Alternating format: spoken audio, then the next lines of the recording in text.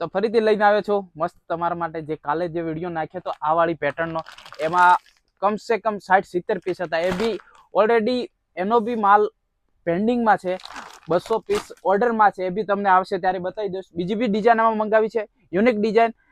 જો આપણે ને ફોલોવર ને કઈ બી આપણે ની લાલચ આપવું ને ફ્રી આપવું, પણ ફાયદો વાટિકામાં જરૂર મળશે, જરૂરથી મળશે. જોઈ શકો છો આ બી એ ટાઈપની ડિઝાઇન છે. જોઈશો અલગ ડિઝાઇન લાવી છે આજે.